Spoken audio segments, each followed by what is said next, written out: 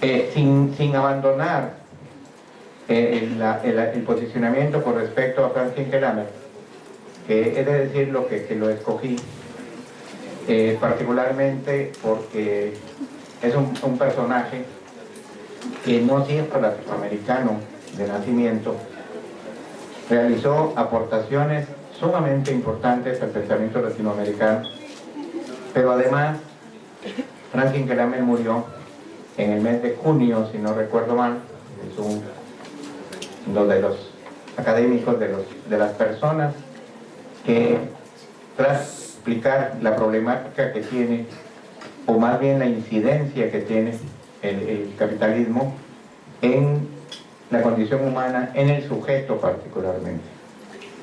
Pero el otro punto que me ha llevado también a darle algún componente diferente a mi presentación es porque sí hay alguna duda siempre por la formación de los psicólogos de qué tiene que ver con la psicología todo esto que hemos discutido o se ha planteado a lo largo de las diferentes ponencias. ¿Qué tiene que ver con la psicología la política? ¿Qué tiene que ver con la psicología las problemáticas sociales que presentan los jóvenes? ¿Qué tiene que ver con la psicología tras abordar el problema de la trata de mujeres? En fin, hay una serie de temas que por la formación o deformación que se tiene en los programas de psicología, pareciera ser que todo eso no tiene nada que ver con la psicología. El problema está en que si todo eso no tiene nada que ver con la psicología, pues la psicología no existe. Porque no puede existir en un mundo absolutamente aislado de la relación con lo social, de la relación con lo político, de la relación con lo cultural. Es más, los propios posicionamientos de las teorías, si es que hay teorías en psicología, tienen un componente político, no enunciado. Y también tienen un componente político que son utilizadas en el marco de los controles sociales, en el marco de la conformación o la definición de comportamientos, de actitudes, de formas de ver y pensar el mundo. Y me parece que en ese marco también pensar a Hinkelamer en la aportación que hace al contexto de la psicología puede ser sumamente importante. Quiero decir que también soy poco ortodoxo, los que me conocen saben que lo soy, en términos de que pudiesen pensar que me voy a concentrar en una repetición de lo que dice Franz Hinkelamer. Me parece que lo que puede decir un autor puede ser que me sirva para explicar alguna problemática, pero puede ser que también no me sirva. Y justo en ocasiones el poder hablar críticamente de un autor puede ser más importante que simplemente ser un exégeta y ser un seguidor del autor. Yo debiera estar presentando lo que he estado trabajando estos últimos 3 años y que se refiere a la construcción de un nuevo campo de investigación en el ámbito social. Pero, insisto, en bien del homenaje a Franz Hinkelamer, tomé la decisión de organizar mi participación en ese sentido. Los que me conocen saben que siempre me da tiempo para la introducción de lo que voy a hablar. Cuando ya voy a empezar a decir lo programado, ya los tiempos se me acabaron. ¿Sí? Así que lo más seguro es que, en definitiva, no aborde lo que traía totalmente preparado, muy ordenado. De repente me escribo, organizo todo, y me recuerdo que mi exmujer me decía, pues ¿por qué escribes eso? Si cuando vas dices otra cosa. El asunto es que yo estoy convencido que el gran problema que tenemos nosotros es que reiteramos cosas que están escritas que ya quedaron atrás. Ya no son, y sobre todo si tenemos la idea, y hoy que nos presenta, y yo creo que nos presenta Domingo sus cuestiones, y si pudiéramos ser esos hombres de pensamiento en acción. Y efectivamente yo creo que el pensamiento es acción. ¿Sí? No hay otra forma de hacerlo. Pero también en esta idea del pensamiento, y refiriéndome a cómo ubican a Francine Kellamer, los académicos dicen que aporta al pensamiento crítico. Y a mí me parece que esa es una profunda redundancia. No hay otra forma de pensar más que críticamente. El que no piensa, pues indudablemente no puede hacer una crítica a la dinámica. Pero también es un error que se tiene en el mundo académico de clasificar a un autor en un elemento que generaliza, como sería la idea de pensamiento crítico. Habría que habérselo preguntado a Francine Kellamer si era un pensador crítico. Si lo definimos, Francine Kellamer era un economista, teólogo de la liberación. Esas serían sus dos referencias de definición institucional, no alguien que está en el marco del pensamiento crítico. Fue Francine Kellamer un personaje que pensó la dinámica del capitalismo en sus dos fases. Como él le denominaba, al capitalismo industrial, el surgimiento del capitalismo en el mundo, él le llamaba capitalismo utópico, que es un capitalismo que sí tenía, como él lo plantea, una utopía de crear una sociedad en donde todos tuvieran acceso a todo, nada más que se le olvidaba que en condiciones desiguales. Precisamente ese capitalismo utópico al que refiere él es el que crea los sistemas de salud social. Para nosotros en México es el Instituto Mexicano de Seguridad Social, como base general de incorporación al sistema de salud de los trabajadores, y el Instituto de Seguridad Social para los Trabajadores del Estado del ISSSTE, que estaba fundamentalmente puntualizado en otro tipo de trabajadores que equivocadamente se decían proletarios, los profesores, pero que se les olvidaba que hay una diferencia entre ser explotado y ser mal pagado, porque claramente el concepto de capital, el concepto de trabajo desde la perspectiva de Adam Smith refiere a aquel que produce capital. Y los maestros tenían que haberse preguntado siempre si produjeron o no capital. Si son marxistas en serio, pues tendrían que ubicar que Marx los ubica como parásitos, porque viven del trabajo de los obreros. Son los que producen el capital. ¿Y desde dónde le pagan a todos esos sectores medios que al final de cuentas, como parásitos, son medios de control? Ayer decía Domingo algo interesante, de que en su movimiento los que no están son los maestros, porque ellos tienen una negociación con el gobierno y entonces no pueden vincularse a un proceso. Entonces también esto es importante porque hemos escuchado toda la semana sobre que es marxista, sobre lo que dijo Marx. El problema está en que yo no he escuchado lo que dijo Marx. No se ha visto un análisis donde muestren, digamos, cómo Marx habla de solo dos clases sociales, por ejemplo. Y Francine Kellamer sí está muy claro en esa dinámica. Francine Kellamer dice en un libro, retornar al marxismo trascendiéndolo. Esa es la posición de Francine Kellamer, ¿sí?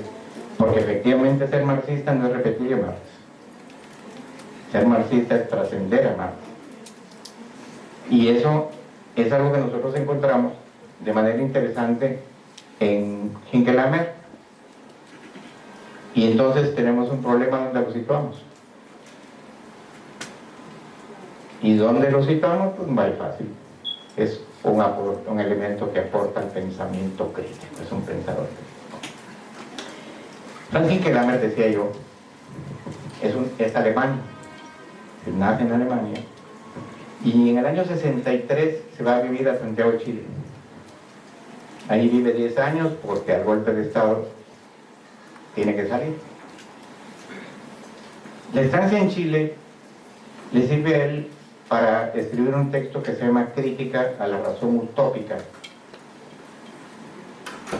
Para algunos académicos, Popper es el gran referente que parece ser que es crítico, porque es crítico de su propio movimiento positivista lógico, del modelo inductivo,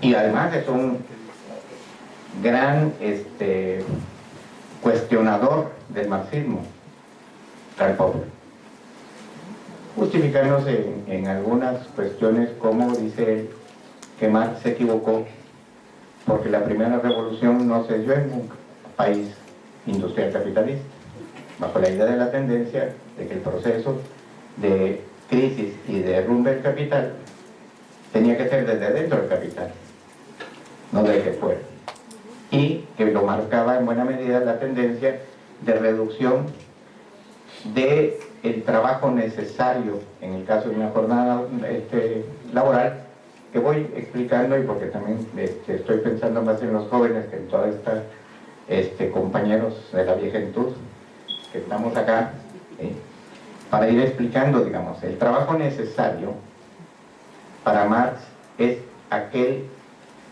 tiempo que el trabajador utiliza para reproducir su salario. Una jornada laboral se divide precisamente en trabajo necesario y plus trabajo, o plus tiempo de trabajo, como le dice Marx. Ese plus tiempo de trabajo es justo el tiempo, valga la redundancia, tengo que utilizarlo, que el dueño de los medios de producción se queda y que después se convierte en capital. Y obviamente cuando Marx trabaja esto, no recuerdo muy bien, creo que eran 18 horas la jornada laboral. De esa jornada laboral, cuando empieza, el 50% era para el trabajo necesario, es decir, para la reproducción del salario, y el otro 50% era lo que generaba plusvalor. Pero el desarrollo tecnológico, propósito de la tecnología, lo que va a hacer es que los grandes consorcios empresariales industriales generen lo que Marx llama la composición orgánica de capital, es decir, mayor tecnología, que a su vez implica la reducción de la mano de obra y la reducción de los tiempos de producción del trabajo necesario. Y también emerge la idea de que el trabajador es mejor pagado. Y algunos piensan en los imaginarios sociales que el que trabaja en una empresa como la de la industria automotriz, por ejemplo, que tienen salarios más altos, o un obrero alemán que gana más que un obrero mexicano, es menos explotado el alemán que el mexicano. Pero técnicamente no, porque ese obrero alemán que gana más utiliza menos tiempo en reproducir su salario. Es decir, el plus tiempo de trabajo es mayor, porque hay mayor tecnología.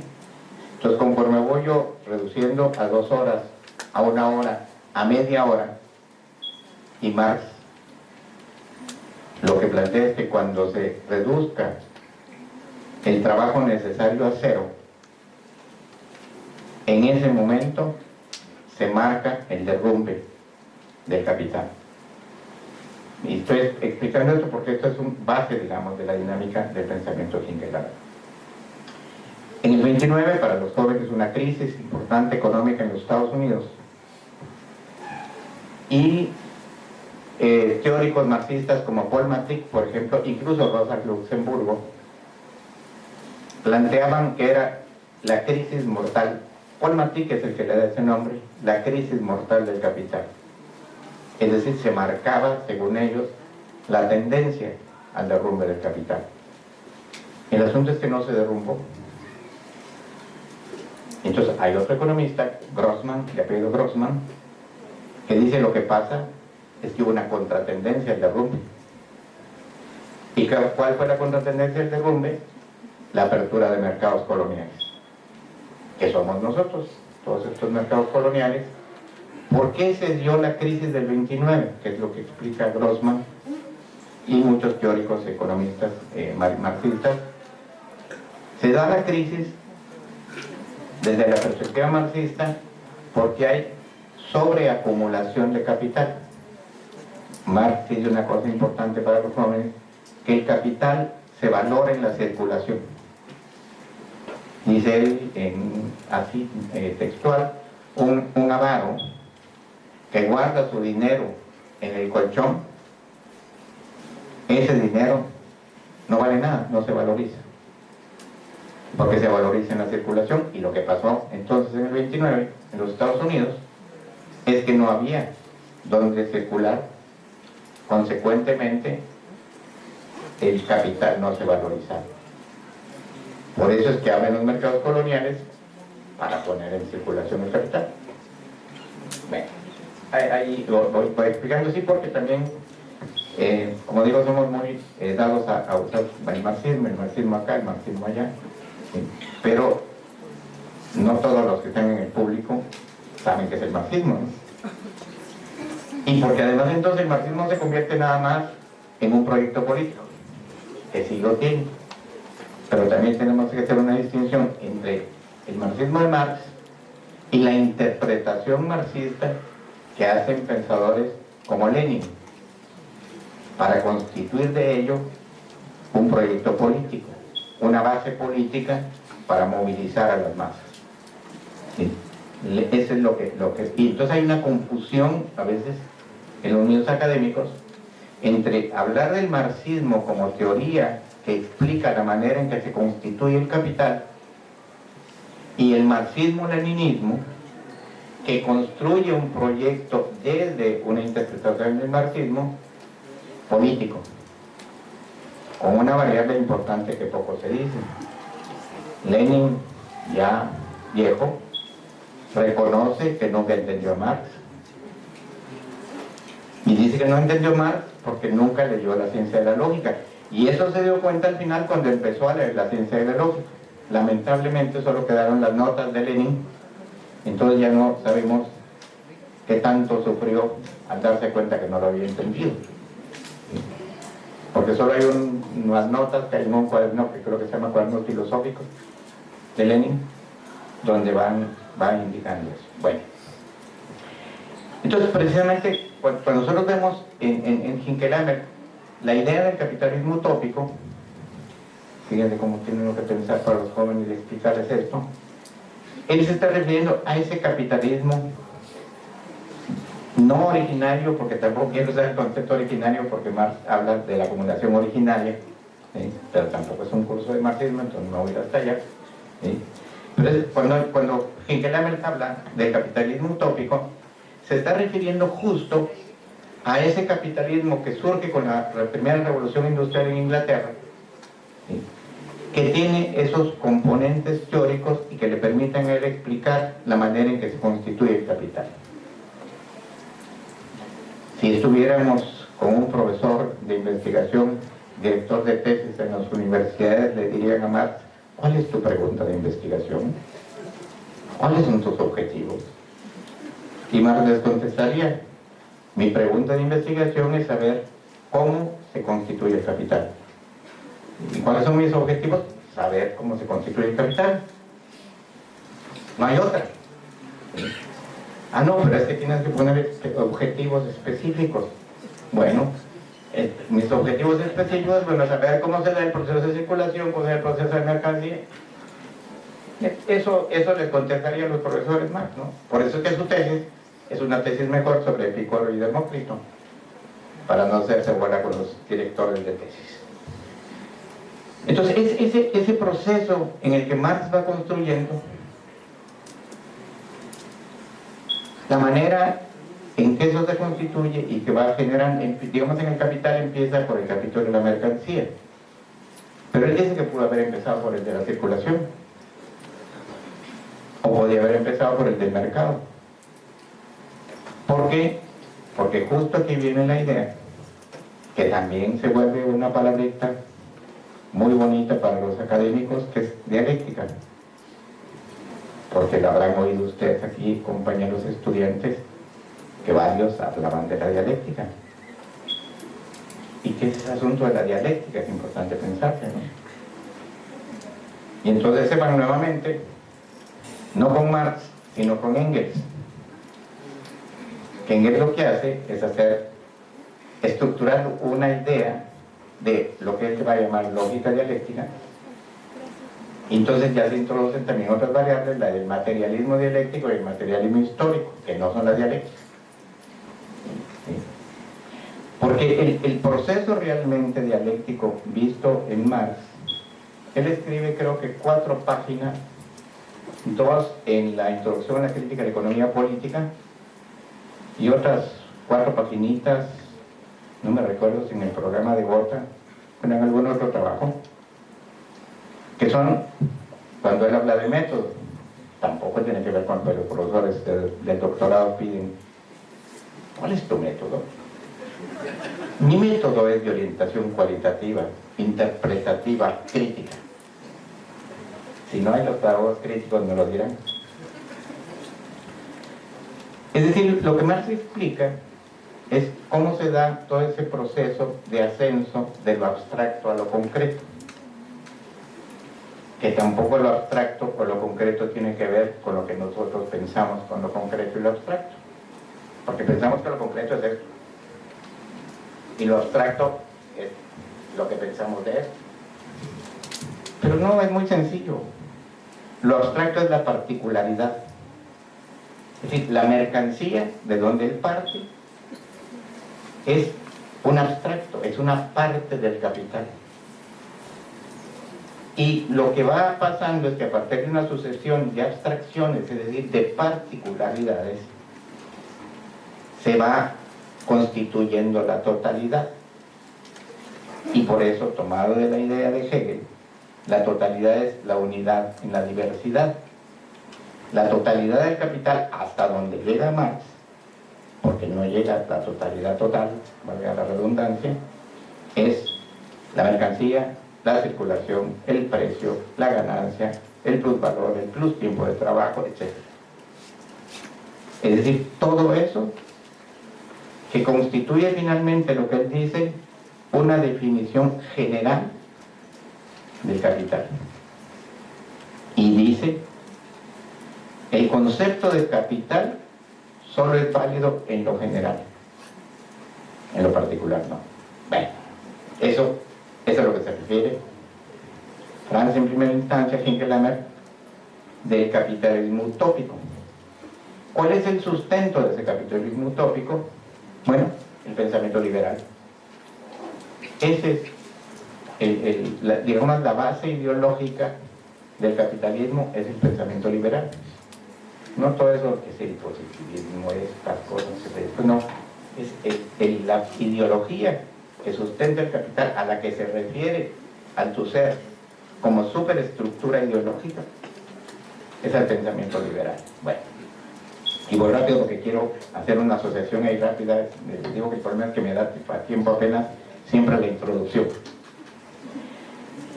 Y entonces, en ese marco, él encuentra esa idea de que, ¿por qué ese capitalismo nace con esa idea? ¿Por qué nace con esa idea? Porque su base histórica de sustento es la Revolución Francesa. Esa es la base de sustento, donde se acuña el concepto de libertad, el concepto de igualdad, donde se acuña la idea de derechos humanos que solo implican el derecho a la propiedad privada. Por eso cuando dicen que en Cuba no se respetan los derechos humanos, es porque no hay propiedad privada. A eso se refiere ese concepto clásico de los derechos humanos. Y fíjense qué interesante, porque en 1879, si mi memoria de viejo ya no me falla, les dicen a los compañeros psicólogos que la psicología se vuelve ciencia. ¿Cuál era la razón? Pues no hay ninguna razón en términos científicos. ¿Con quiénes se relacionaba Wundt? Con fisiólogos, y él era fisiólogo. Entonces, crea él un laboratorio para estudiar ciertos procesos psicofisiológicos a través de un método que le llama la introspección. Entonces, esa introspección parecía ser que era algo psicológico. Entonces, estamos en el contexto del capitalismo. Todo esto que estoy explicando es para explicar. Y ligado con Quique Lamer, ¿sí? Y de manera interesante les cuentan a los estudiantes eso, pero nunca les cuentan que Wundt fue apaleado por los empiristas. Y Wundt termina saliéndose de eso y trabajando, y aquí mi amigo psicólogo social Nateras no me lo dejará mentir, él se mete a trabajar en la psicología de los pueblos, que dicen los psicólogos sociales que es un antecedente importante de la psicología social. Pero eso de Wundt no se los enseñan nunca a los estudiantes. ¿Y por qué lo criticaron? Por la idea de la introspección controlada, que podía ser lo psicológico porque no había forma de meterlo en el laboratorio, que eso es lo contradictorio, meterlo en el laboratorio para no poder meter lo que se puede, que sería la base del método wundtiano, en el experimento. Pero Wundt termina fuera realmente de eso, de ese marco. Pero no solo es el Wundt. En ese momento en los Estados Unidos, que grandes ganadores de muchas cosas sin merecerlo, pero en ese momento los Estados Unidos están teniendo un desarrollo económico importante. Y Europa era el punto de referencia donde se podían ir a formar bien sus cuadros. Y mandan a un grupo de jóvenes a formarse con Wundt. Dentro de ellos un personaje que se enseña a veces en las escuelas de psicología, en psicología industrial, o de las organizaciones como hoy se llama, Cattell. Se van y regresan a los Estados Unidos, ¿y qué hacen? Todos pensaban que iba a seguir el proyecto de Wundt. No, introducen todo eso que aprendieron con Wundt al ámbito empresarial. Y le dan un giro, indudablemente. Pero sí, también es cierto, van a generar revistas. Con ellos empieza todo el proceso de generar la Asociación Psicológica Americana, las primeras revistas de psicología en los Estados Unidos. Y entonces uno se pregunta, ¿por qué entonces se legitimó el trabajo de Wundt como psicología? Se legitimó porque en Alemania se da la segunda revolución industrial y la burguesía en el siglo XIX, segunda parte del siglo XIX, último cuarto, necesitaba una disciplina, y lo voy a decir sencillamente porque no me quiero meter muchos elementos categoriales porque entiendo que están los estudiantes, pero necesitaba una disciplina, así lo voy a decir, que pudiera decir quién estaba dentro y quién estaba afuera. Es decir, fue una razón política, una necesidad política la que llevó, por aquello que parecía que lo político no tiene nada que ver con la psicología, es una decisión política decir que en 1879 nace la psicología científica. Y uno se pregunta, pero si estaba otro señor que se llama Franz Brentano, que estaba trabajando y que sí estaba pensando en una idea de la psicología, obviamente contrapuesta a los modelos de la psicofisiología, más vinculada a algo que se conoce como fenomenología. Digamos, él sería la base de la fenomenología que después Husserl desarrolla, que fue su alumno, pero también fue su alumno Freud. Claro, no se conocieron Husserl y Freud, pero los dos fueron alumnos de Brentano. Y él sí decía claramente que la psicología estudiaba el fenómeno psíquico, si no me recuerdo su definición mal, ¿sí? Es decir, él sí tenía la perspectiva de lo psíquico. Pero ¿qué pasaba con Brentano, que era filósofo en su base y era teólogo, para más afectar la situación. Y los que dijeron que la psicología era Wundt decían que había que, y se sentían orgullosos de haberse alejado de la filosofía. Porque la filosofía es peligrosa al final de cuentas, ¿no? A pesar de ciertas tradiciones filosóficas muy conservadoras, siguen siendo peligrosas porque lo llevan a pensar a uno. Entonces, en este marco, en que aparece la psicología, es en ese momento que Franz Fukuyama le llama capitalismo utópico. Y ese capitalismo utópico indudablemente necesitaba campos profesionales a su servicio. Y no hablo de los otros porque me interesa resaltar lo de la psicología. Y si eso no es político, si eso no es ideológico, si eso no tiene que ver con el contexto, si eso no tiene que ver con la economía, no sé con qué tiene que ver. Y de ahí viene Hinckelhammer, pasa todo ese momento histórico importante y habla de otro capitalismo, que es en el que se concentra finalmente todo su trabajo, el que él denomina como capitalismo cínico, el que refiere al neoliberalismo. Y estudia de manera interesante, dentro de otros autores, a Friedman, Milton Friedman y a Hayek, los dos teóricos premiados y reconocidos como los teóricos economistas de la economía de mercado, llamada más generalmente como neoliberalismo. Un proyecto en donde pasamos, bueno, primero la idea de cínico, porque dice él que no tienen ningún empacho en decir lo que van a hacer.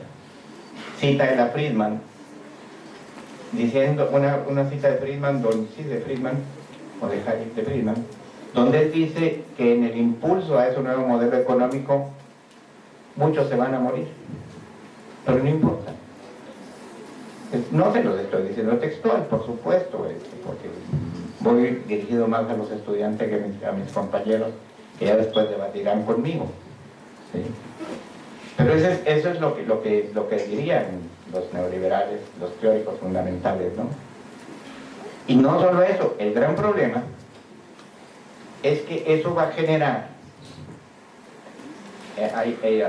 también Hinckelhammer habla sobre la dinámica de la exclusión, va a generar una dinámica en que el proceso de pensar a las personas estaría ligado a dos puntos: los que se necesitan y los prescindibles, y los prescindibles. Es decir, hay un sector de la población que bajo esa tesis de que algunos se van a morir, son prescindibles. Precisamente todo este esquema que vemos del narcotráfico y de estos vínculos de los jóvenes que no tienen ya nada que perder, no tienen nada, pues ni siquiera como diría Fanon, no son ni siquiera los condenados de la tierra, ¿sí? Porque los condenados de la tierra tienen algo que ganar, ¿sí? Con respecto a los condenados de la tierra, Fanon dice, son los que no tienen nada que perder y mucho que ganar. Pero estos prescindibles pues no tienen nada. Y si no tienen nada, pues que se mueran. No pasa nada de acuerdo a la tesis, porque el problema es que lo humano desaparece. No importo yo como ser humano, importo como elemento que se puede incorporar al mercado. Y de ahí, en una constitución capitalista utópica, hay derechos, que quizá ahí es donde viene el problema de las maras en El Salvador, ¿no? ¿Por qué no tienen derechos? Porque los derechos son humanos, pues. Y quien no es humano no tiene derechos. El problema es que hoy en las discusiones, y bueno, decía Domingo, que todo lo vivo tiene derechos. La naturaleza, los animales, todo tiene derechos. Pero eso en el pensamiento maya. En el pensamiento neoliberal hay quienes no tienen derecho a tener derechos. Y son estos prescindibles. A mí me sorprendió durante la pandemia una conferencia de la que hoy es canciller de México, Alicia Bárcenas, que decía ella que en México había 10 millones de personas que no alcanzaban ninguna línea de pobreza y que eran ilocalizables, que era imposible casi poderlos ayudar, pero que además implicaba, si no recuerdo el dato mal, invertir en ese proceso algo así como el 2.5% del Producto Interno Bruto. Pues todo, casi. Y en ese mundo entonces del capitalismo cínico, por eso son tan cínicos que dicen se van a morir, no importa, eso no sirven, se mueran. Y pasamos de los derechos a los servicios. El mundo neoliberal lo que ofrece son servicios. Y los servicios se compran en esta dinámica del capitalismo cínico. Entonces por eso es que la salud, recordémonos, el gran referente de exitoso del neoliberalismo Chile, de donde tuvo que salir Francisco Lamer, todo estaba privatizado. Universidad pública, la Universidad de Chile, pública entre comillas, porque no era pública, donde los estudiantes entran, sí reciben un préstamo de los bancos y salían endeudados, pero sin trabajo. ¿Cómo pagaban la deuda? Bueno, sus papás quedaban endeudados. Aquellos que tenían papás que podían pagar la deuda. El sistema de salud, bueno, escribí un capítulo hace no mucho tiempo, que tengo dos versiones, una que se publicó en México y una que se publicó en Inglaterra, que por cierto me está escribiendo porque quieren hacer una entrevista para que hable de mi capítulo, pero pues no les he podido dar fecha. Lo que yo ahí planteo es cómo todo este modelo fue a desarticular todos los sistemas de salud, y creo que lo decía el otro día, ¿sí? Y cuando llegó la pandemia, no había sistemas de salud, no había sistemas educativos. Y yo lo que sostengo ahí es que el problema no fue la pandemia. El problema es toda esta historia que nos trae. Pero, ¿qué nos han inventado en el campo de la psicología para el neoliberalismo? Hay que vivir el aquí y el ahora. Ustedes jóvenes no piensen en el futuro y les aparece el foquito del PNL. No hay que pensar en el pasado ni en el futuro. Piensen en su presente, y la psicología empieza a volverse en coach. Empiezan los psicólogos a volverse coach. Tú puedes, la psicología es positiva, ¿no? Tú puedes, no te preocupes, lucha. Hazle caso a tus maestros. Destruye a tu compañero. Pero tú tienes que pensar en ti, porque como la candidata de la derecha de este país, de vender gelatinas podemos ser millonarios. Entonces, pues hay que vender gelatinas en la escuela para ver si nos hacemos millonarios, ¿no? Y entonces empezamos con el autoempleo y todas esas cosas que venden, ¿no? El emprendedurismo. Hay que ser emprendedor. Jóvenes, ahora van a diseñar una empresa. Ya están los jóvenes diseñando su empresa, hacen su feria de las empresas, y después ni siquiera los pasteles que hicieron venden. Pero ese es el neoliberalismo. Y eso están todas estas corrientes de psicología. Mencioné la más trágica, que es el PNL, pero igual la inteligencia emocional, que hasta los neuropsicólogos le enseñan, eso me tiene preocupado. Hasta los neuropsicólogos hablan de la inteligencia emocional, de las inteligencias múltiples. Pues cuando quedó claro, con todo lo que dudemos de la investigación sobre la inteligencia, que la inteligencia es una unidad. Es tan importante lo sensorial como lo visual, como lo auditivo. Pero dice, no, es que yo, y entonces los jóvenes dicen, no, espérate, es que yo soy más auditivo. Yo soy más visual. Pues eso se llama voyerista, es más visual.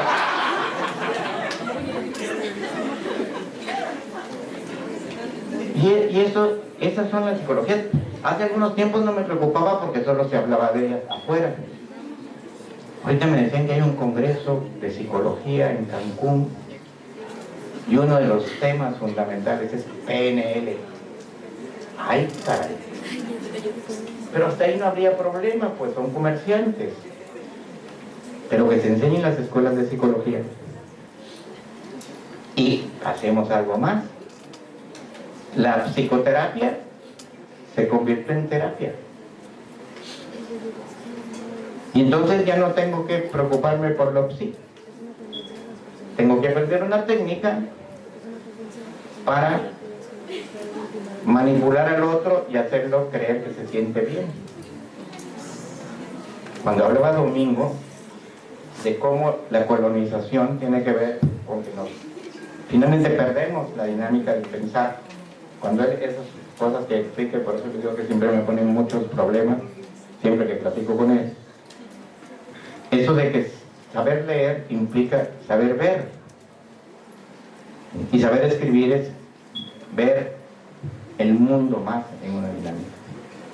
Y entonces yo pensaba ahí en eso, porque les digo que, como me meten en problemas, dije, caray, sí. ¿Qué se ha inventado el neoliberalismo? La terapia cognitivo-conductual. Lo que tenemos que hacer es modificar el pensamiento de esta gente, que piense como parte del mercado. Y me contaban aquí están algunos psicólogos, que el colegio de psicólogos está trabajando, fíjense la gran propuesta, ¿no?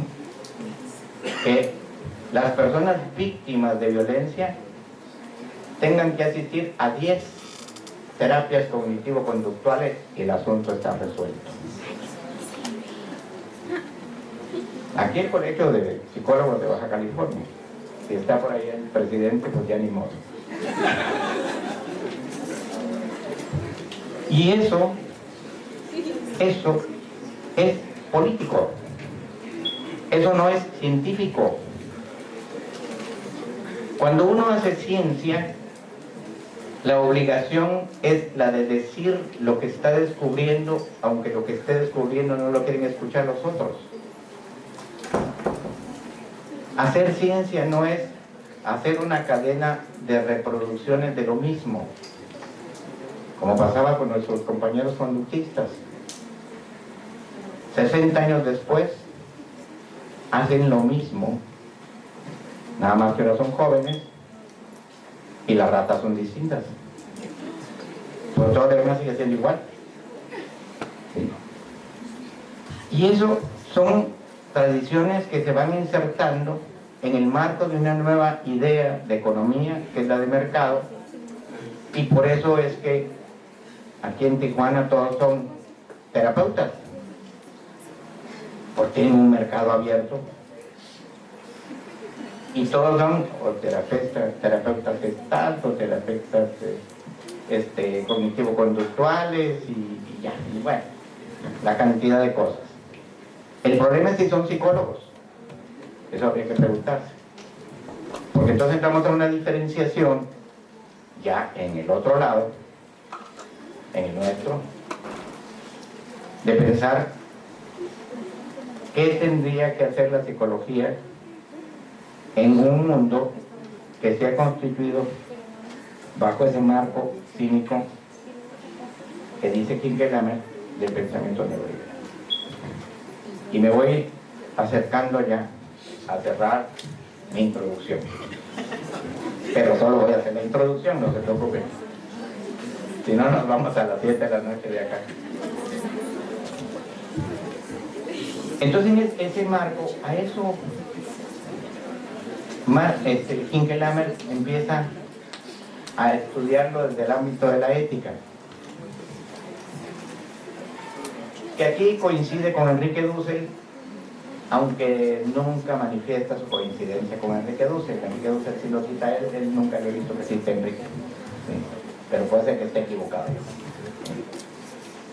Y entonces la idea de la ética no es eso que también en las escuelas de psicología le enseñan a uno el código ético del psicólogo, que son una serie de preceptos y de mandatos que nadie cumple. Para eso sirve el código ético.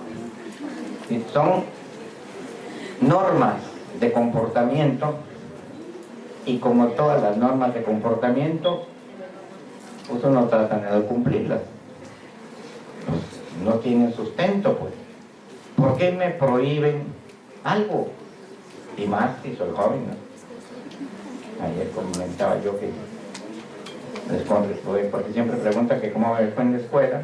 Pues decía muy bien, me la pasaba en la cafetería porque me echaban los profesores. Porque les preguntaba, pues que me explicaran más allá de los asuntos. Pero entonces en ese marco de la ética, que la idea de la ética en ese sentido está ligada a la vida. Voy a citar la definición de Enrique Dussel, porque tiene sentido. Enrique dice que la ética es la producción, reproducción y desarrollo de la vida en condiciones simétricas y comunitarias. Es decir, la construcción de la vida es una relación simétrica. Y en el neoliberalismo, en el capitalismo cínico, voy a usar los conceptos de Hinkelhammer, y porque estoy hablando de cómo lo piensa él, en el capitalismo cínico, la vida no es el punto central, sino es el mercado. Él reitera mucho un ejercicio que dice que en el mundo neoliberal, y así lo ilustra él, están dos personas compitiendo por ver quién corta más rápido la rama de un árbol. Y el que la corta rápido es porque además de estar con el serrote, se sienta sobre la rama y se cae del árbol y se muere. Pero ese consiguió su fin. Sí, porque no importa la vida, importa el que él en la competencia gana. Entonces se murió, pero consiguió su fin. Y esto nos lleva a otro elemento en Franz Hinkelhammer, y es a la idea de cómo la dinámica de ese capitalismo cínico me lleva a cumplir los fines sin importar los medios. Y entonces dice uno, pues con razón, es mejor meterse al narcotráfico que de académico, que de investigador.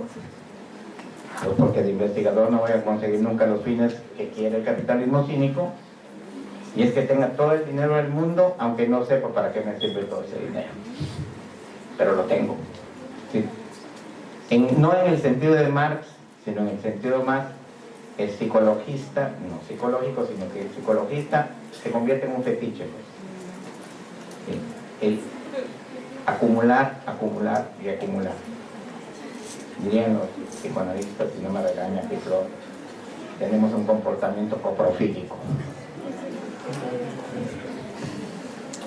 Pero en este asunto empezamos a entender por qué la corrupción. Cuando uno lee a Hinkelhammer y empieza a ver todo eso, dice, pues es que la corrupción subyace al capitalismo cínico. Si yo me pongo en un puesto del gobierno y ese puesto me sirve para hacerme millonario, y no que lo digan todos los políticos, gobernadores, presidentes municipales y demás hierbas que andan por ahí enriquecidos, millonarios, que le llaman enriquecimiento inexplicable. Bueno, también nos lo dicen algunos rectores de nuestras universidades públicas que andan prófugos, porque subyace al comportamiento, a propósito de los psicólogos, de las personas con relación a lo que tienen que conseguir. Terapia cognitivo-conductual. Tiene que hacerlo, piense que va a terminar, o cualquiera de esas dos cosas que son psicología positiva, dicen ciertas modas nuevas que han aparecido. No tan nuevas, por supuesto. ¿Sí? Y entonces empieza a conformarse porque el sistema, como dije cuando empecé con Wundt, tiene que crear los instrumentos de control social. No son solo los medios de comunicación. Pero lo extraño en esta vida es que uno oye a un psicólogo hablar de los problemas psicológicos y de repente ve un programa de televisión y uno de esos conductores que se la pasan gritando y bailando ahí y dice lo mismo que los psicólogos. Y entonces, pues, ¿para qué voy 5 años a una carrera, a una escuela? Pues mejor me vuelvo locutores, o ganan más que los psicólogos. Es decir, cómo el sistema lo que necesita es que no tengamos sustentos suficientes para pensar el mundo en el que vivimos. No tengamos sustentos suficientes para pensar como psicólogos, sino para pensar como motivadores, para ya no pensar en otra cosa y que nos digan que me corran y así, sino como motivadores, se vuelven motivadores. Ay, son muy buenos, pero también se vuelve motivador un deportista que ganó medallas, o se vuelve motivador un deportista discapacitado que ganó medallas, y después de ganar las medallas se vuelve promotor de la fuerza, de que tú puedes. Si yo pude sin piernas, tú puedes también con 4 piernas, perdón, no dos nada más, ¿no? Entonces, esa dinámica que les digo que me llevó a cambiar todo, y no a sentarme solo en pensar que la mer, ya mis compañeros ya se van a ir porque los deja el avión.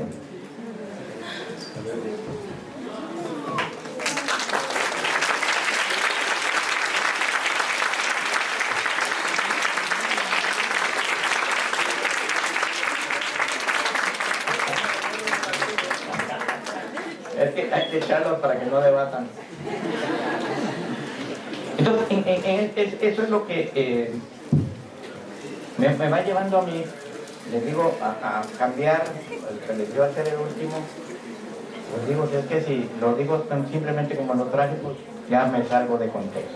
Bueno, todo eso que dicen que son tradiciones psicológicas, todo eso que hoy se aprende sin el fundamento. Por ejemplo, dicen terapia psicoanalítica. Yo diría que Freud diría, ¿qué es eso de la terapia psicoanalítica? ¿Dónde se lo inventaron? Porque yo hablé de análisis, no hablé de terapia. O dicen que son fenomenólogos. Terapia existencial. Ay, diría Víctor Frank. ¿Dónde dije yo eso? ¿Me equivoqué o la editorial se equivocó? Que eso en mi texto. Es análisis existencial. Psicología humanista. ¿Y eso qué es? Pues es que está sustentada en la fenomenología. Terapia sistémica. ¿Y qué es eso? ¿De dónde lo sacaste? De la complejidad, de teoría de sistemas. ¿Y qué has leído de esta? No, Bertalanffy, pero ya leíste Bertalanffy. No, pero el profesor me dijo que es la terapia sistémica y que la base está en Bertalanffy. Yo le decía, caray, la teoría de sistemas de Bertalanffy, que además nunca leí, yo creo, en la introducción de ese Bertalanffy, hay una parte que le llama sistemas por doquier, donde dice que todo es sistema, en el discurso. Así empieza su libro, el que todos refieren, que es de la teoría del sistema, de la teoría de la información. Fenomenología. Digo, qué buena onda, se leyó a Husserl. O a lo mejor a Hegel, No, la fenomenología existencial. ¿Y esa cuál es? Heidegger. Caray, qué bueno si logró comprender bien el ser y el tiempo de Heidegger, que ni el mismo Heidegger creo que comprendió, por eso no lo terminó. Esa es la psicología que nos enseñan, y además todo reducido en su mayor parte al consultorio. Y entonces todo lo demás, todo lo que pasa en el mundo no es psicología. Solo los que van al consultorio. Pero no tienen problemas psicológicos, porque lo que necesitan es terapia. Y de ahí se mete el trauma, la resiliencia. Y si uno, pues sabrán qué es el trauma. ¿Acaso no saben que el trauma es un elemento que se utiliza en el ámbito de la medicina, que refiere a un daño traumático orgánico? Y resulta ser que ahora hay también un daño orgánico psicológico. Pues si estamos hablando de trauma. Resiliencia, tienes que ser resiliente. Ser resiliente no es más que aceptar mis condiciones trágicas y ser fuerte, empoderado. ¿Qué es ser empoderado? Es que te otorgaron poder y quién me otorgó poder, pues. ¿Y de dónde sacan? ¿Saben ustedes, les dice uno, de dónde salió la idea de empoderamiento? Ya se inventan una historia ahí. Pues era de un concepto que desarrolla un personaje que se llama, de apellido Rapaport, en los Estados Unidos, que crea todo un trayecto de la psicología comunitaria, que se va a traducir después en el asunto de intervención en situaciones de crisis, que el concepto es empowerment, que no se traduce como empoderamiento. Es una mala traducción hasta eso, con todo el que les gusta tanto el inglés. De empoderamiento, que lo que quiere decir Rapaport es fortalecimiento, pero es fortalecimiento del individuo. Hay que fortalecer a ese individuo para que pueda afrontar, agregando el elemento de manera positiva. Imagínense lo del huracán de Acapulco, metidos ahí en los hoteles donde no podían salir porque estaban inundados hasta el segundo piso. Hace un rato que me salí fue porque me habló una amiga que estaba esperando a su familia, que venía de Acapulco, y me dice, pues no llegaron. Estaba esperándolos desde anoche. No, pues espérate, hay que ser resiliente. Fortalece, que a lo mejor se murieron. Pero es que esas son las lógicas. Y tienen que ver con una manera de pensar que se llama filosofía neoliberal, que es la ideología de un sistema de mercado. Y por eso mencioné a Althusser hace un rato. Luis Althusser, con todo el que discuto con mi amigo David sobre esas cosas ya, pero aquí me puedo mencionar, no está él para que me acuse después. Althusser lo que dice es que la estructura social se compone de una estructura de base, que es la economía, y una superestructura ideológica. Y la superestructura ideológica es la que sirve para sustentar una estructura de base, para el caso nuestro sería una economía de mercado. Si no hacemos que la gente piense de acuerdo a las lógicas del mercado, el mercado se cae, como está pasando afortunadamente, pero no hay que ilusionarse porque tienen contratendencias y uno se emociona porque hay una crisis del neoliberalismo, pero quién sabe si sea mortal. Pues ya ven casi que ganan, no, lo que pasa es que va a ir peor con personajes como Milei en Argentina. Y aquí en México afortunadamente todavía la cosa no está tan trágica porque el pobre Verástegui ni siquiera alcanzó firmas, creo que 130,000 firmas de 1 millón que tenía que buscar. Entonces aquí estamos todavía relativamente a salvo de ese asunto. ¿Sí? Pero tenemos un personaje lenguaje como Milei, donde ya todo no importa, todo, nada importa. ¿Sí?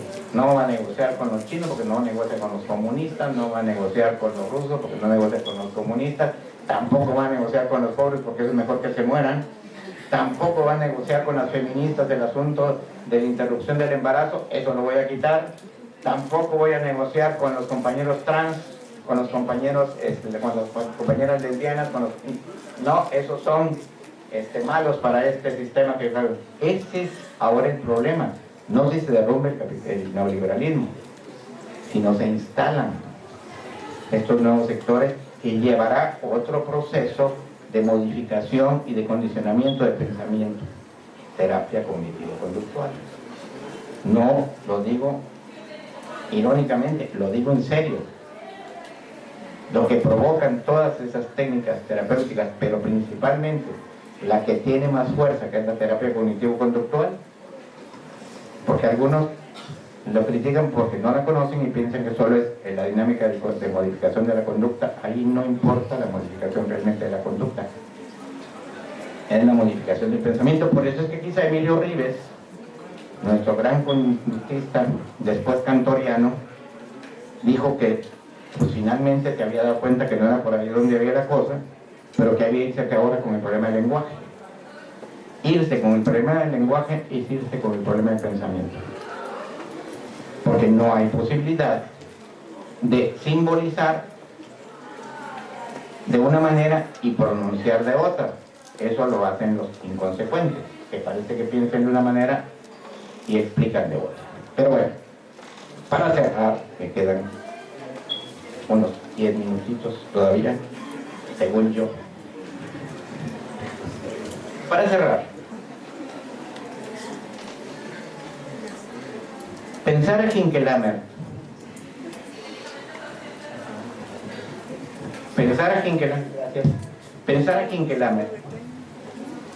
pero pensarlo en serio, no solo leerlo, sino pensarlo.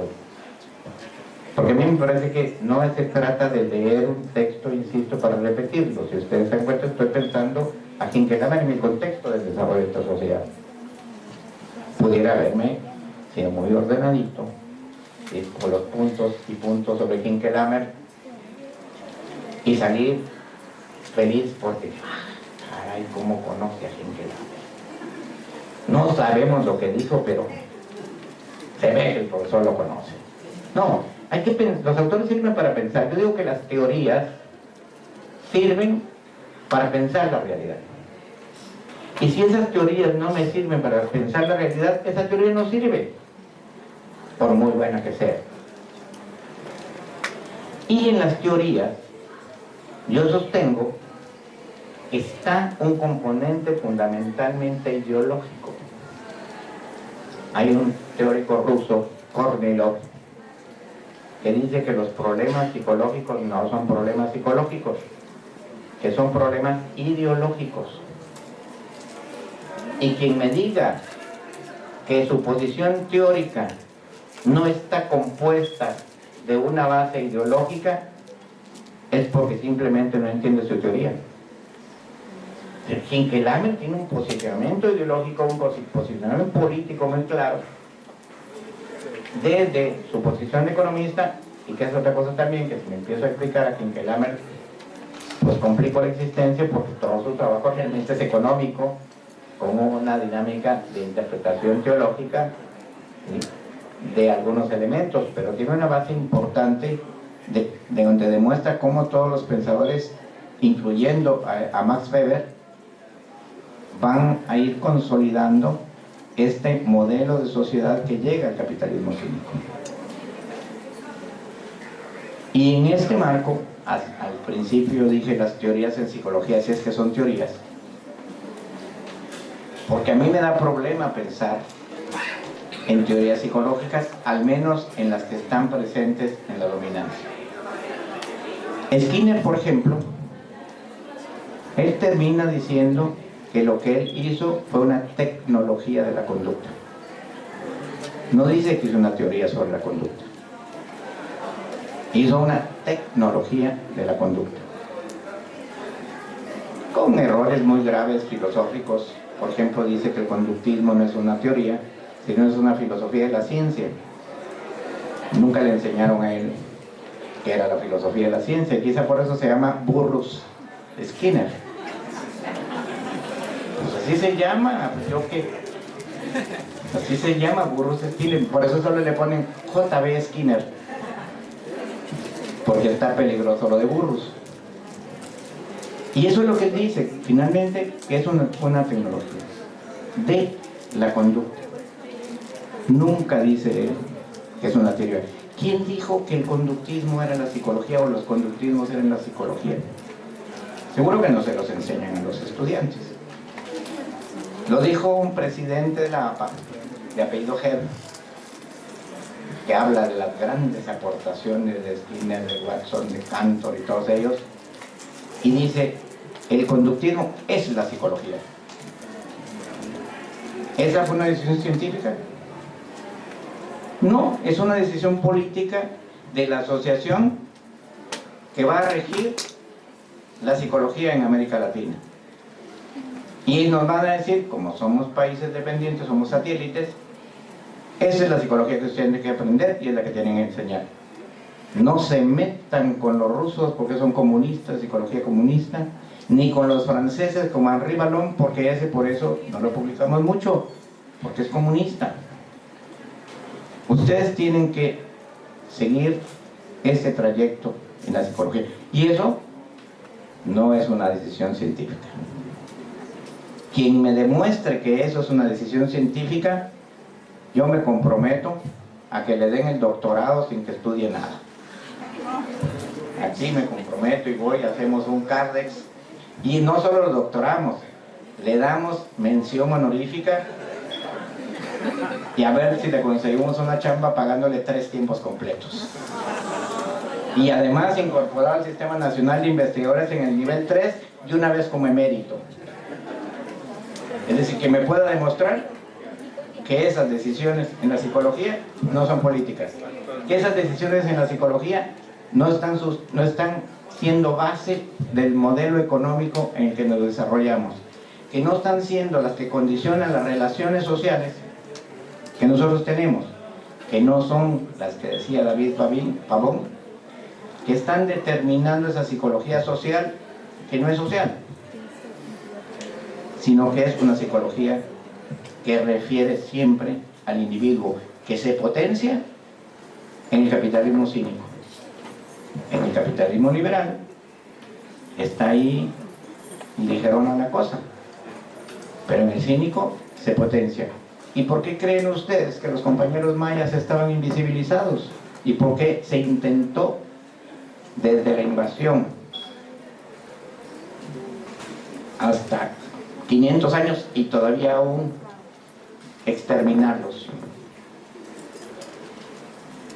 Porque un principio del pensamiento liberal es el individuo, y ustedes vieron ahorita con Domingo, el principio de ellos es la comunidad.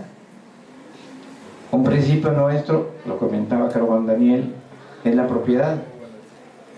Cuando nos pertenecemos a una organización, decimos nuestra organización,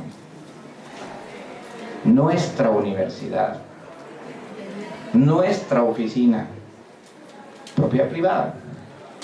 Y Domingo, si ustedes se dieron cuenta, siempre decía nosotros hacemos, nosotros esto. Nunca dijo mi organización Ukuchbe, dijo Ukuchbe, sin apropiarse. Y de ahí decía nosotros. Y ahora que no está Domingo, puedo decir algo. Cuando Daniel preguntó, yo le dije a Tomás, no le va a contestar. Le dije, checa, le dije a Tomás, no le va a contestar. Y si ustedes se dieron cuenta, se fue en la primera pregunta a Cuba y en la segunda pregunta a Bolivia. ¿Por qué creen ustedes? Porque ellos usan el lenguaje que nosotros queremos oír, para estar con, y fíjense que no lo observamos porque él dijo que se llamaban alcaldes para poder estar sustentados en la ley. O sea, ellos tienen todo armado, pero también no le van a contestar a Daniel públicamente cómo usar Estado, cómo ser ciudadano es parte de su estrategia de lucha política, porque entre ellos hablan en quiché, y ahí las palabras son otras y los sentidos son otros. Pero en fin, cierro porque ya me toca cerrar. 30 segundos. En términos de la importancia que tiene pensar a los autores, en este caso Francis Kelamer, que fue mi pretexto. Yo siempre digo que uno tiene que tener un pretexto para hablar de las cosas. De ahí tiene el texto, y de ahí el contexto, y el pretexto es lo que antecede, pero lo más importante del pretexto es lo que me justifica hablar de lo que he hablado en este momento. Sí, los psicólogos y las escuelas de psicología no se dan cuenta que no se puede existir fuera de la dinámica histórico-cultural, fuera de la dinámica económica, fuera de la dinámica política. Simple y sencillamente no se existe. Gracias.